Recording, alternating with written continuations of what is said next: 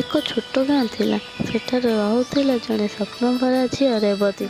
ରେବତୀ ହେଉଛି ଓଡ଼ିଆ ସାହିତ୍ୟର ପ୍ରଥମ ଛୋଟ ଗଳ୍ପ, ଯାହାକୁ ଫକୀରମୋହନ ସେନାପତି ଲେଖିଥିଲେ। ସେ ପଢ଼ିବାକୁ ଚାହୁଁଥିଲା, ଜୀବନକୁ ବୁଝିବାକୁ ଚାହୁଁଥିଲା, କିନ୍ତୁ ସମାଜର ଶବ୍ଦ ତାର ସ୍ୱପ୍ନକୁ ଚୁପ୍ କରିଦେଲା। ତଥାପି ଜଣେ ଶିକ୍ଷକ ତାର ସ୍ୱପ୍ନକୁ ଦେଖିଲେ, ଲୁଚି ଲୁଚି ତାକୁ ଶିକ୍ଷା ଦେବା ଆରମ୍ଭ କଲେ। କିନ୍ତୁ ହଠାତ୍ ଗାଁରେ ଆସିଲା ମହାମାରୀ। ଏକ ପରେ ଏକ ସବୁକିଛି ହାରିଗଲା, ନିଜର ପରିବାର ସହ ତାର ପ୍ରିୟର ଶିକ୍ଷକ।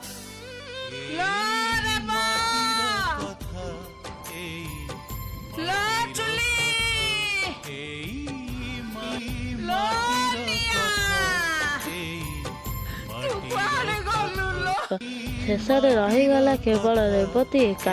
ଏହି କାହାଣୀ କେବଳ ଦୁଃଖର ନୁହେଁ, ଏହା ହେଉଛି ଏକ ସନ୍ଦେଶ। ଝିଅମାନଙ୍କ ଶିକ୍ଷାକୁ ରୋକିବା ନୁହେଁ, କାରଣ ସ୍ୱପ୍ନ ଦେଖିବା ଅଧିକାର ସଭିଙ୍କର ଅଛି।